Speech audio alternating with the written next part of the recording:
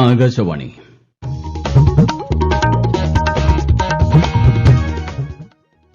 നമസ്കാരം. പ്രാദേശിക വാർത്തകൾ വായിക്കുന്നത് ഗോപകുമാർ.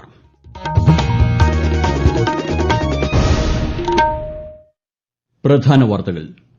ഇന്ത്യൻ ഭരണഘടനയുടെ 75ാം വാർഷികത്തോടനുബന്ധിച്ച് പ്രത്യേക ചർച്ചകൾക്ക് വേദിയായി ലോക്സഭ. പ്രധാനമന്ത്രി നരേന്ദ്രമോദി നാളെ ചർച്ചകൾക്ക് മറുപടി നൽകും. ഭരണ പ്രതിപക്ഷ ബഹളത്തെ തുടർന്ന് രാജ്യസഭ ഇന്നത്തേക്ക് പിരിഞ്ഞു. ലോക ചെസ് ചാമ്പ്യൻ ഡി ഗുകേഷിന് അഭിനന്ദനമർപ്പിച്ച് പാർലമെന്റ്. സംസ്ഥാനത്തിന്റെ തെക്കൻ ജില്ലകളിൽ അതിശക്തമായ മഴയ്ക്ക് സാധ്യതയെന്ന് കേന്ദ്ര കാലാവസ്ഥാ വകുപ്പ്.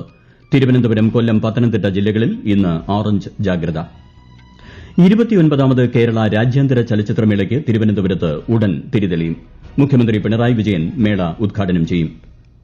പാലക്കാട് വാഹനാപകടത്തിന്റെ പശ്ചാത്തലത്തിൽ സുരക്ഷയ്ക്കായി പ്രത്യേക കർമ്മ പദ്ധതി തയ്യാറാക്കാൻ മന്ത്രിതല യോഗത്തിൽ തീരുമാനം.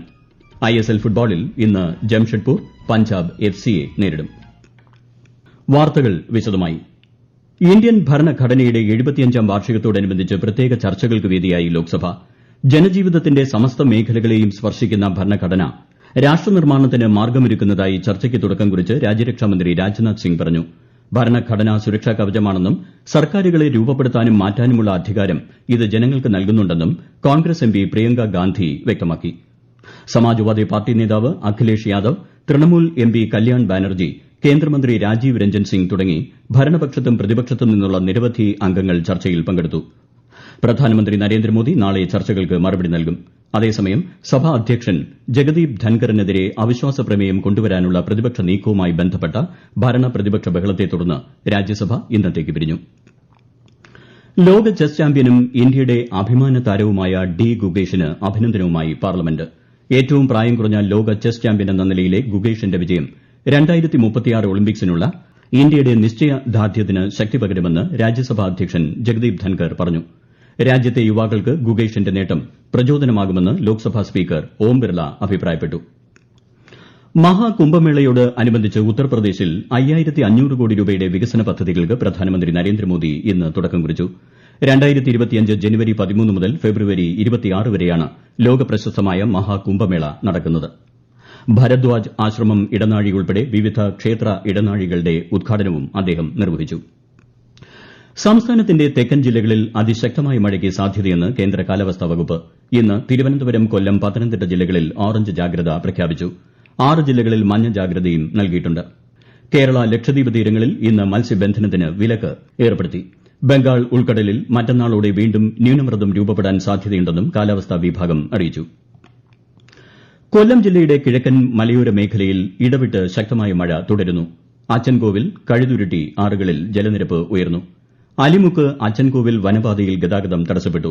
നീരൊഴുക്ക് കൂടിയതോടെ പാലരുവി വെള്ളച്ചാട്ടത്തിലേക്ക് സന്ദർശകർക്ക് നിയന്ത്രണം ഏർപ്പെടുത്തി.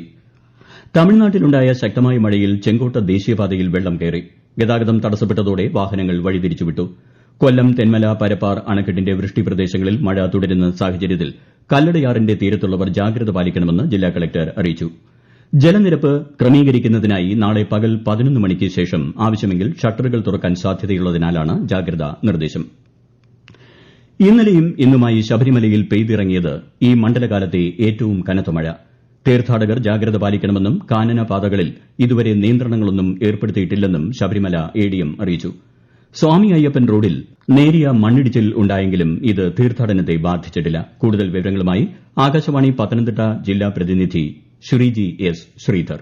മഴയെ തുടർന്ന് തീർത്ഥാടകർ ജാഗ്രത പാലിക്കണമെന്നും നിർദ്ദേശങ്ങൾ കൃത്യമായി പാലിക്കണമെന്നും കാനനപാതകളിൽ ഇതുവരെ നിയന്ത്രണങ്ങളൊന്നും ഏർപ്പെടുത്തിയിട്ടില്ലെന്നും ശബരിമല ADM അരുണസ് നായർ പറഞ്ഞു. തീർത്ഥാടകരും പൊതുജനങ്ങളും പമ്പാ ത്രിവേണിയിൽ ഒഴികെ പത്തനംതിട്ട ജില്ലയിലെ നദികളിൽ ഇറങ്ങുന്നതും കുളക്കടവുകൾ ഉപയോഗിക്കുന്നതിനും നിരോധനം ഏർപ്പെടുത്തിയിട്ടുണ്ട്. സന്നിധാനത്ത് 2 ദിവസമായി തുടരുന്ന പ്രതികൂല കാലാവസ്ഥ തീർത്ഥാടനത്തെ സാരമായി ബാധിച്ചിട്ടില്ല. ഇന്ന് നട തുറന്നതു മുതൽ വൈകിട്ട് 4 വരെയുള്ള കണക്കുപ്രകാരം 58,822 തീർത്ഥാടകരാണ് ദർശനം നടത്തിയത്.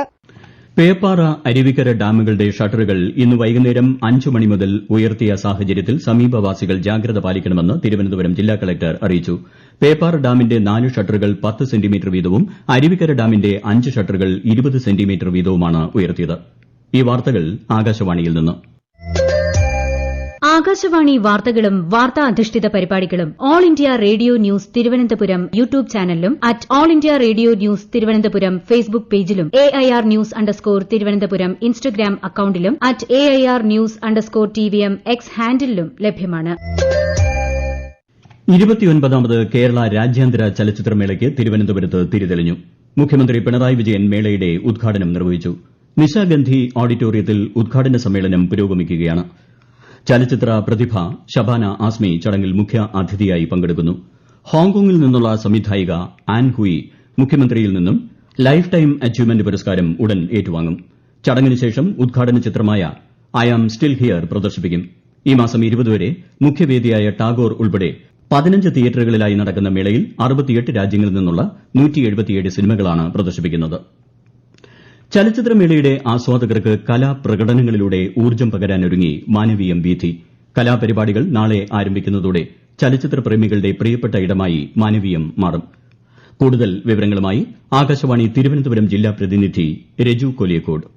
ചലച്ചിത്രമേളയോടനുബന്ധിച്ച് നാളെ വൈകുന്നേരം 7 മണി മുതൽ മാനവീയം വീഥിയിൽ JR ദിവ്യ ആൻഡ് ബാൻഡിന്റെ പരിപാടികളോടെ കലാപരിപാടികൾക്ക് തുടക്കമാകും. തിരുവനന്തപുരം മ്യൂസിക് ഫെറ്റേണിറ്റിയുടെ മറക്കില്ലൊരിക്കലും സംഗീത പരിപാടി, പിന്നണി ഗായിക അനിത ഷെയ്ഖിന്റെ സംഗീതം, ദ്രാവിഡ, ഫംഗസ് തുടങ്ങിയ ബാൻഡുകളും പ്രാർത്ഥന രതീഷ് നേതൃത്വം നൽകുന്ന മെഹ്ഫിൽ സന്ധ്യയും സൂര്യഗാഥയുടെ ONV മെഡ്ലിയും ചലച്ചിത്രമേളയെ ജനപ്രിയമാക്കും. 50 ലോക ചലച്ചിത്രാചാര്യന്മാർക്ക് ആദരമർപ്പിച്ചുകൊണ്ടുള്ള cinema alchemy a digital art tribute exhibition നാളെ തുടക്കമാകും. ലൈഫ് ടൈം അച്ചീവ്മെന്റ് പുരസ്കാര ജേതാവ് ആൻ ഹുയി പ്രദർശനം ഉദ്ഘാടനം ചെയ്യും. സിനിമാ പ്രദർശനത്തിനിടെയുണ്ടായ തിക്കിലും തിരക്കിലും ഒരാൾ മരിച്ച സംഭവത്തിൽ ഹൈദരാബാദ് പോലീസ് അറസ്റ്റ് ചെയ്ത നടൻ അല്ലു അർജുന് തെലങ്കാന ഹൈക്കോടതി 4 ആഴ്ചത്തെ ഇടക്കാല ജാമ്യം അനുവദിച്ചു. കേസിൽ 14 ദിവസം റിമാൻഡ് ചെയ്ത കീഴ്ക്കോടതി ഉത്തരവിനെതിരെ നടൻ ഹൈക്കോടതിയെ സമീപിക്കുകയായിരുന്നു.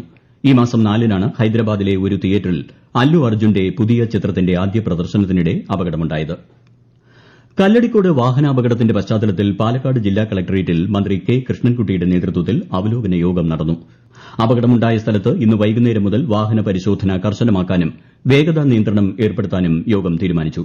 നാളെ RTO, ജില്ലാ പോലീസ് മേധാവി എന്നിവർ സ്ഥലം സന്ദർശിച്ച് റോഡിന്റെ വളവ് നിവർത്തുന്നതുൾപ്പെടെയുള്ള കാര്യങ്ങൾ പരിശോധിക്കും. പ്രദേശവാസികളുടെ അഭിപ്രായം കൂടി കണക്കിലെടുത്ത് കർമ്മ പദ്ധതി തയ്യാറാക്കുമെന്നും മന്ത്രി അറിയിച്ചു. 4 വിദ്യാർത്ഥികളുടെ മരണത്തിന് ഇടയാക്കിയ അപകടത്തിൽ ലോറി ഡ്രൈവർക്കെതിരെ മനഃപൂർവ്വമായ നരഹത്യയ്ക്ക് കേസെടുത്തിട്ടുണ്ട്.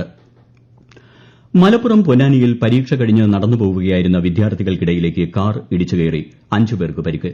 പൊന്നാനി AV ഹൈസ്കൂളിന് സമീപത്താണ് അപകടം. കുട്ടികളെ ആശുപത്രിയിലേക്ക് മാറ്റി. 2 പേർക്ക് സാരമായ പരിക്കുണ്ട്. എടപ്പാൾ ഭാഗത്തേക്ക് പോകുന്ന കാർ വിദ്യാർത്ഥികൾക്കിടയിലേക്ക് ഇടിച്ച് കയറുകയായിരുന്നു. തൊടുപുഴ ന്യൂമാൻ കോളേജിലെ മുൻ പ്രൊഫസർ TJ ജോസഫിന്റെ കൈവെട്ടിയ കേസിലെ 3-ാം പ്രതി MK നാസറിന്റെ ജീവപര്യന്തം ശിക്ഷ ഹൈക്കോടതി മരവിപ്പിച്ചു. പ്രതിക്ക് ഉപാധികളോടെ കോടതി ജാമ്യം അനുവദിച്ചു. ISL ഫുട്ബോളിൽ ഇന്ന് ജംഷഡ്പൂർ പഞ്ചാബ് FCയെ നേരിടും. രാത്രി 7:30-ന് ഝാർഖണ്ഡിലെ JRD ടാറ്റ സ്പോർട്സ് കോംപ്ലക്സിലാണ് മത്സരം. സംസ്ഥാനത്തെ ടൈപ്പ് 1 ഡയബറ്റിസ് ബാധിതരായ മുഴുവൻ കുട്ടികൾക്കും ഇൻഷുറൻസ് പരിരക്ഷ ഉറപ്പുവരുത്താൻ ബാലാവകാശ കമ്മീഷൻ ഉത്തരവിട്ടു. സർക്കാരിന്റെ കാരുണ്യ ആരോഗ്യ സുരക്ഷാ പദ്ധതിയിലോ സ്റ്റേറ്റ് സെക്യൂരിറ്റി മിഷന്റെ മിഠായി പദ്ധതിയിലോ ഉൾപ്പെടുത്തി പദ്ധതി നടപ്പാക്കാനാണ് കമ്മീഷൻ ആരോഗ്യ കുടുംബക്ഷേമ വകുപ്പ് സെക്രട്ടറിക്ക് നിർദ്ദേശം നൽകിയത്. വയനാട് ഉരുൾപൊട്ടൽ ബാധിതർക്ക് കേന്ദ്ര സഹായം വൈകിയെന്നാരോപിച്ച് CPI നാളെ പ്രതിഷേധ സമരം സംഘടിപ്പിക്കും. നാളെ വൈകുന്നേരം എല്ലാ ബ്രാഞ്ച് ലോക്കൽ കേന്ദ്രങ്ങളിലും പന്തം കൊളുത്തി പ്രകടനം നടത്തുമെന്ന് CPI സംസ്ഥാന സെക്രട്ടറി ബിനോയ് വിശ്വം പറഞ്ഞു. വയനാട് പുനരധിവാസത്തിൽ കേന്ദ്ര സംസ്ഥാന സർക്കാരുകൾക്ക് വീഴ്ച പറ്റിയെന്നാരോപിച്ച് യൂത്ത് കോൺഗ്രസ് ഇന്ന് മേപ്പാടി മുതൽ കൽപ്പറ്റ വരെ പ്രതിഷേധ മാർച്ച് നടത്തി. പ്രധാന വാർത്തകൾ വീണ്ടും. ഇന്ത്യൻ ഭരണഘടനയുടെ 75ാം വാർഷികത്തോടനുബന്ധിച്ച് പ്രത്യേക ചർച്ചകൾക്ക് വേദിയായി ലോക്സഭ. പ്രധാനമന്ത്രി നരേന്ദ്രമോദി നാളെ ചർച്ചകൾക്ക് മറുപടി നൽകും. ഭരണ പ്രതിപക്ഷ ബഹളത്തെ തുടർന്ന് രാജ്യസഭ ഇന്നത്തേക്ക് പിരിഞ്ഞു. ലോക ചെസ് ചാമ്പ്യൻ D. ഗുകേഷിന് അഭിനന്ദനമർപ്പിച്ച് പാർലമെന്റ്. സംസ്ഥാനത്തിന്റെ തെക്കൻ ജില്ലകളിൽ അതിശക്തമായ മഴയ്ക്ക് സാധ്യതയെന്ന് കേന്ദ്ര കാലാവസ്ഥാ വകുപ്പ്. തിരുവനന്തപുരം, കൊല്ലം, പത്തനംതിട്ട ജില്ലകളിൽ ഇന്ന് ഓറഞ്ച് ജാഗ്രത. 29ാമത് കേരള രാജ്യാന്തര ചലച്ചിത്രമേളയ്ക്ക് തിരുവനന്തപുരത്ത് തിരിതെളിഞ്ഞു. മുഖ്യമന്ത്രി പിണറായി വിജയൻ മേളയുടെ ഉദ്ഘാടനം നിർവഹിച്ചു. പാലക്കാട് വാഹനാപകടത്തിന്റെ പശ്ചാത്തലത്തിൽ സുരക്ഷയ്ക്കായി പ്രത്യേക കർമ്മ പദ്ധതി തയ്യാറാക്കാൻ മന്ത്രിതല യോഗത്തിൽ തീരുമാനം. ISL ഫുട്ബോളിൽ ഇന്ന് ജംഷഡ്പൂർ പഞ്ചാബ് FCയെ നേരിടും. പ്രാദേശിക വാർത്തകൾ കഴിഞ്ഞു. അടുത്ത വാർത്താ പ്രക്ഷേപണം രാത്രി 7:25-ന്.